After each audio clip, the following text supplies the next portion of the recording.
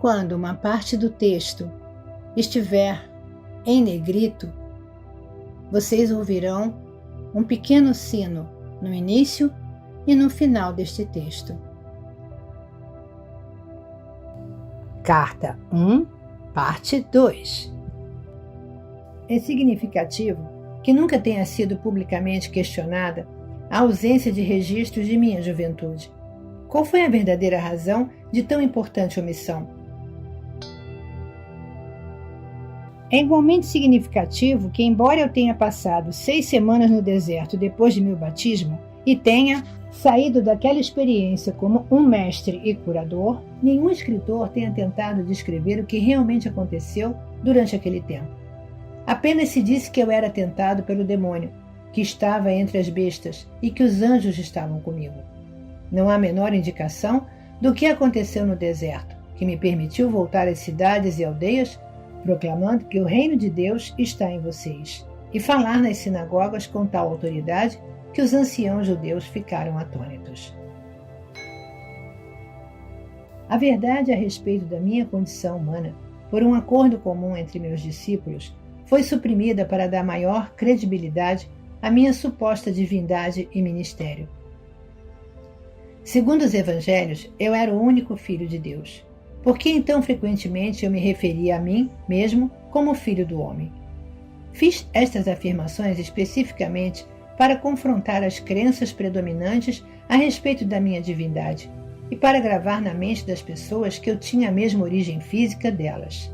Minha intenção era de que compreendessem que o que eu podia fazer, elas também poderiam, se tivessem o meu conhecimento e seguissem as minhas instruções para pensar e atuar acertadamente.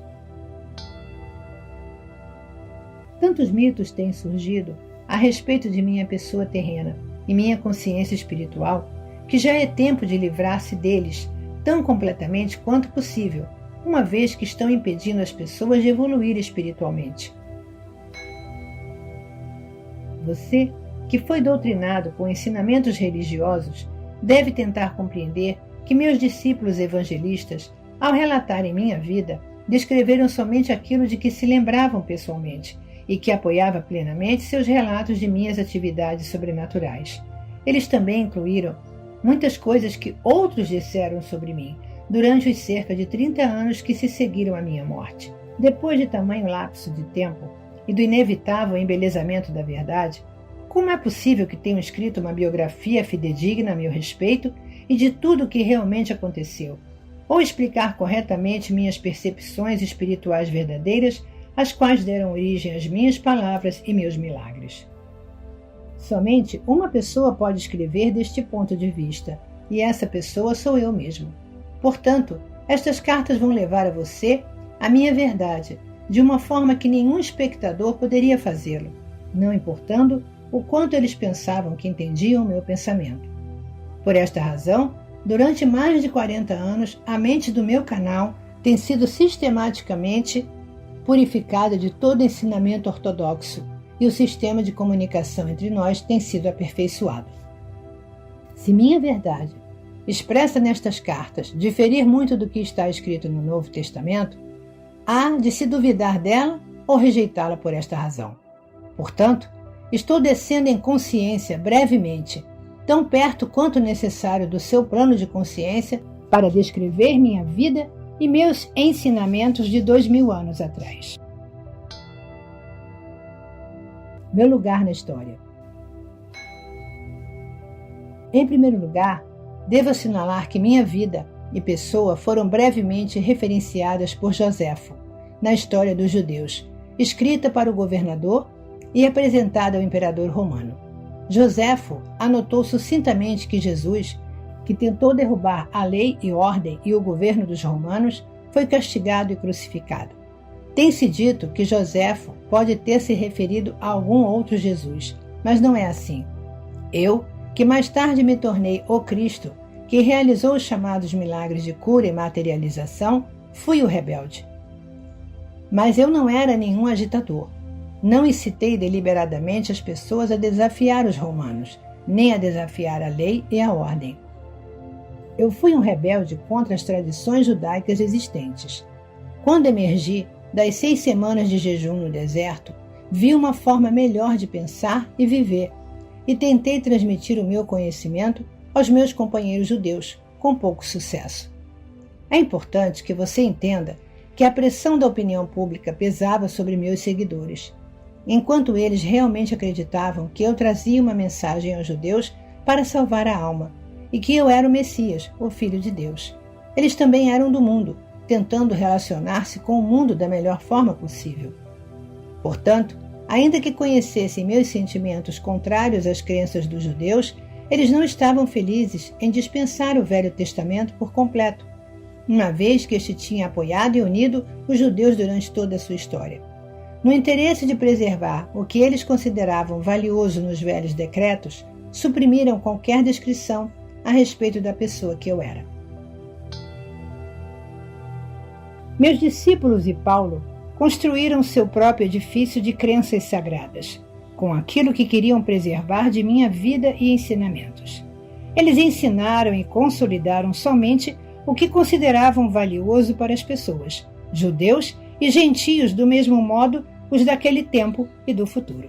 Consequentemente, filtraram o que podiam usar e deixaram de fora a maior parte do que eu chamava os segredos do reino de Deus, pois eles nunca os compreenderam.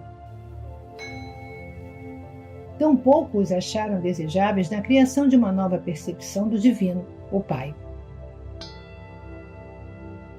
Para preservar a crença judaica na salvação do castigo pelos pecados, por meio dos sacrifícios no templo, adotou-se a pessoa de Jesus como o supremo sacrifício, que pagou pelos pecados dos homens através de sua crucificação. Esta crença servia a muitos propósitos naquele tempo. Isso deu à minha morte na cruz uma razão válida e heróica.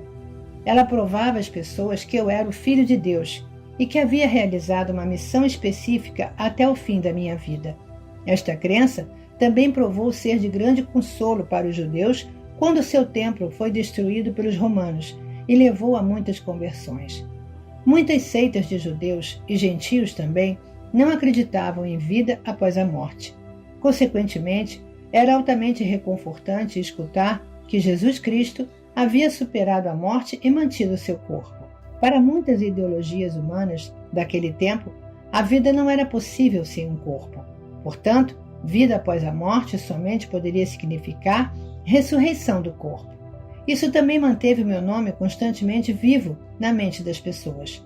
Eu era a valente figura histórica que havia morrido para assegurar que os homens fossem libertados de todo o medo do inferno e da condenação. Desde que eles acreditassem em mim, poderiam caminhar como homens libertos. É somente porque meu nome se manteve vivo até hoje que posso vir agora até você para oferecer-lhe a verdade que eu queria muito compartilhar com as pessoas há 2000 anos.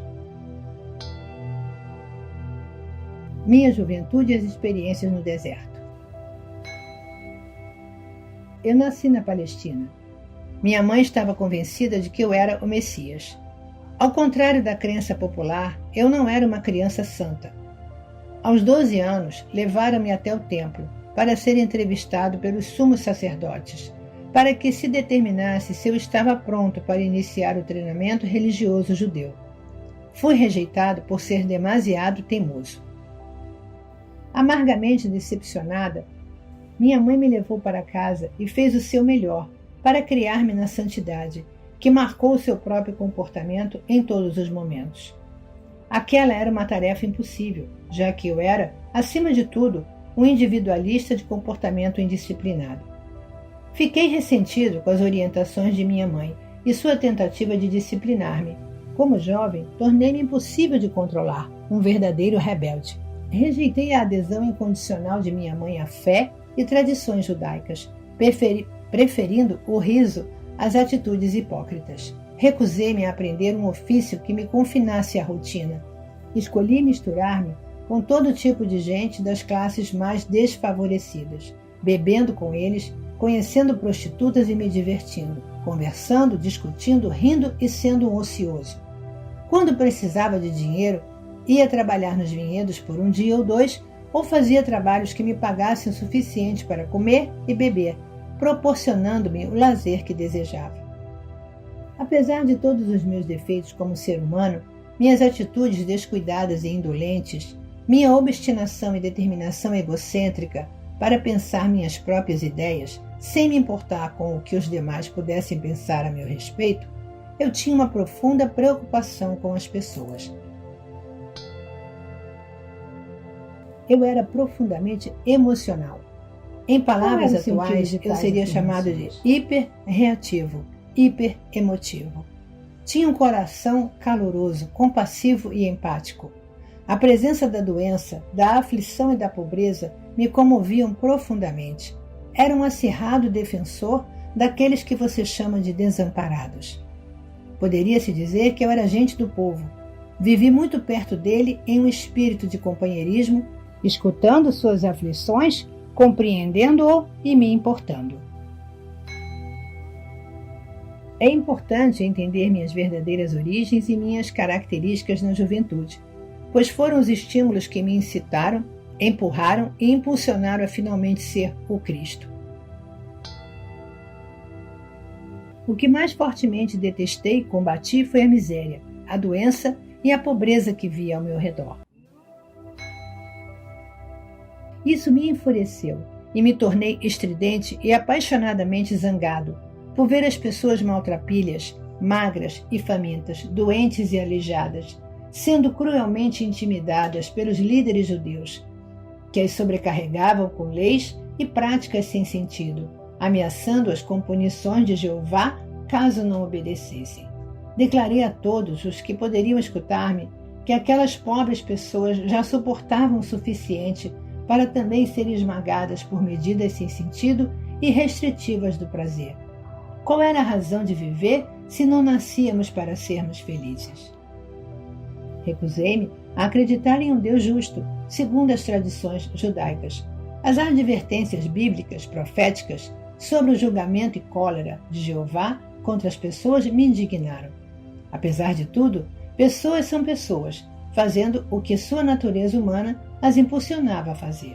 Nasceram pecadoras. Então, por que deveriam ser julgadas e condenadas a levar uma vida de sofrimento e pobreza por não terem cumprido os 10 mandamentos? Qual era o sentido de tais afirmações? Para mim, essa crença judaica representava um Deus ilógico e cruel, e eu não queria nada com ele. Parecia para mim que se existia tal divindade, então o homem estava condenado à miséria eterna. A simplicidade e liberdade que encontrei nas encostas das colinas, nas planícies, nos lagos e montanhas, refrescaram meu espírito interior e aquietaram minha cólera, que murmurava contra o Deus judeu. Assim, neguei-me a acreditar em qualquer palavra do que os anciões judeus tentavam ensinar-me. No entanto, lá pelos 25 anos de idade, uma nova linha de questionamento tomou conta dos meus pensamentos.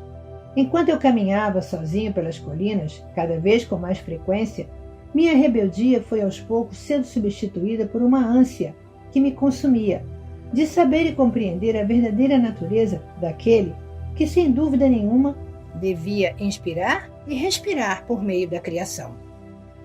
Revisei meu estilo de vida e percebi quanto sofrimento minhas ações haviam causado à minha mãe e a muitas outras pessoas.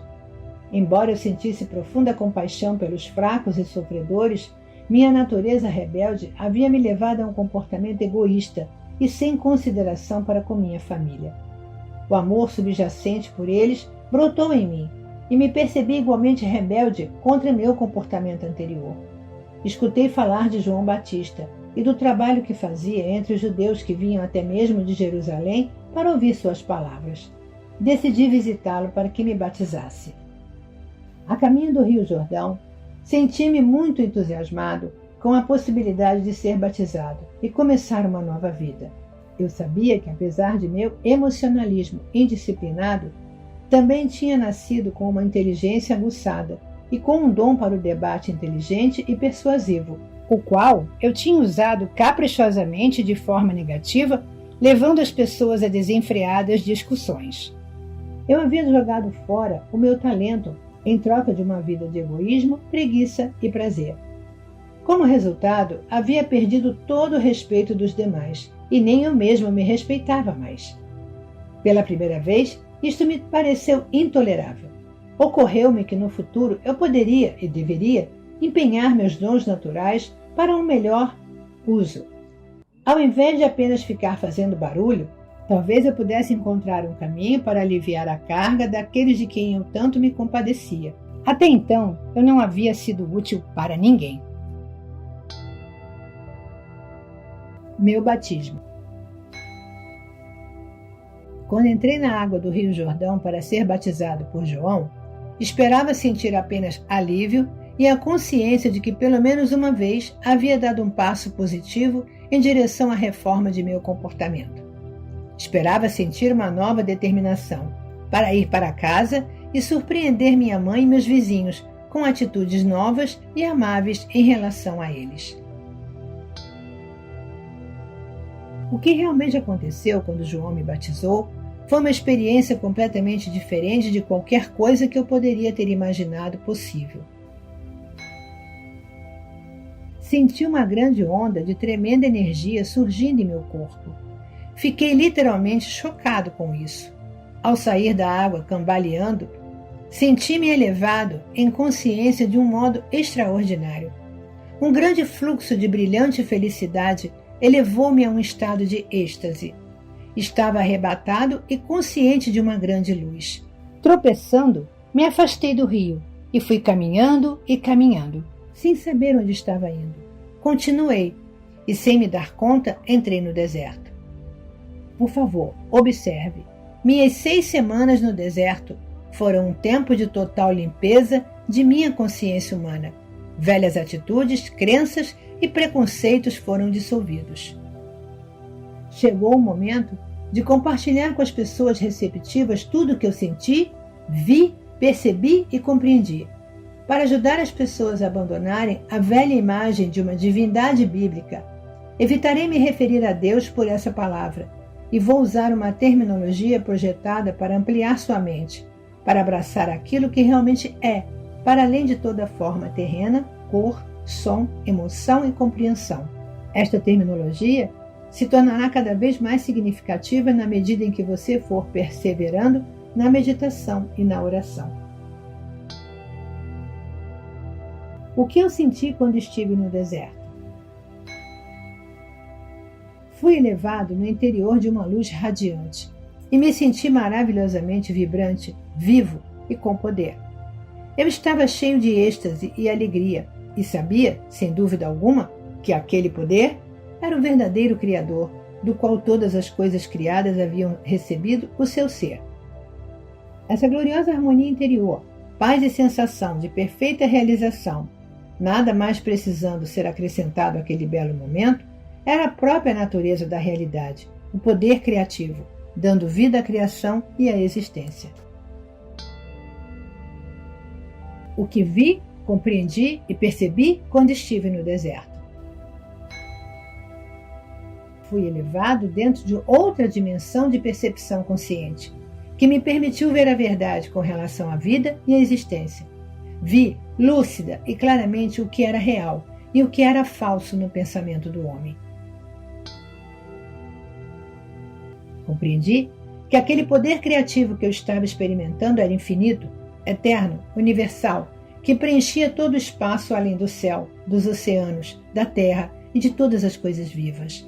Vi que aquilo era o poder mental, era o poder criativo da mente. Não havia ponto onde não existisse aquele poder criativo da mente divina. Percebi que a mente humana originava-se da divina mente criativa, mas que era somente uma vela iluminada pelo sol. Às vezes, minha visão humana era tão espiritualmente elevada que eu podia ver através das pedras, da terra e da areia. Estas então pareciam ser simplesmente minúsculas partículas de brilho cintilante. Eu percebi que nada era realmente sólido. Quando eu tinha momentos de dúvida de que aquilo pudesse ser assim, as mudanças no fenômeno deixavam de existir, e muito mais tarde eu descobri que meus pensamentos, se fortemente impregnados de convicção, poderiam causar mudanças no cintilar das partículas, coisa que a ciência chama hoje de partículas carregadas eletricamente, e, portanto, produzir mudanças na aparência da pedra ou de qualquer outra coisa que eu estivesse estudando. Foi naquele momento que compreendi o poderoso efeito que a convicção ou a fé inquebrantável tinham sobre o ambiente, ao exprimir um comando ou mesmo uma crença. E ainda mais impressionante foi a abertura de minha mente, a compreensão em consciência cósmica de que tudo o que havia testemunhado era realmente o poder criativo da própria mente divina, tornada visível no cintilar das minúsculas partículas. Além disso, a aparência de tudo poderia ser profundamente afetada pela atividade do pensamento humano.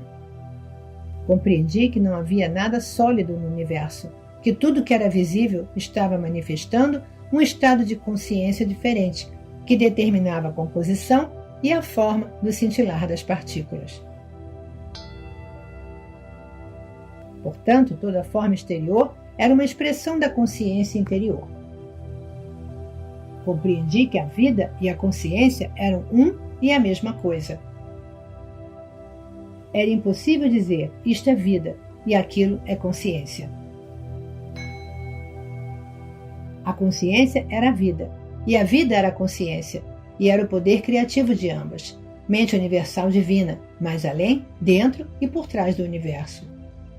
Compreendi que as pessoas davam grande importância à individualidade e à forma. Elas não podiam imaginar uma mente ou inteligência operando de modo efetivo, senão por meio da forma individual. Por isso, os judeus haviam criado uma imagem mental de um imenso ser supremo, tendo todos os atributos positivos e negativos do ser humano.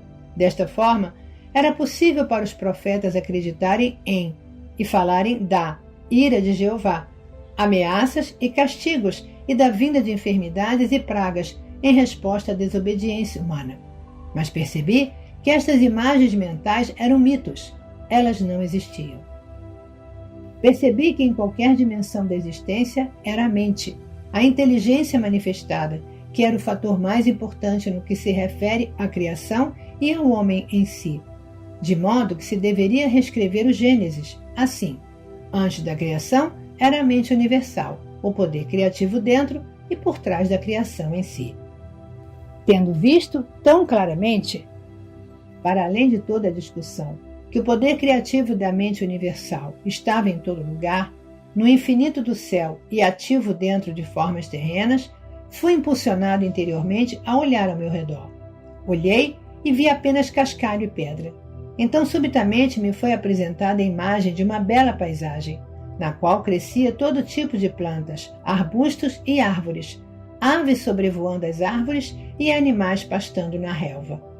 Assistindo a esta visão com admiração, vi que as plantas e árvores, cada uma delas, e sim, mesmo os pássaros e os animais, na realidade eram compostos de centenas de infinitas comunidades de minúsculas entidades trabalhando sem parar.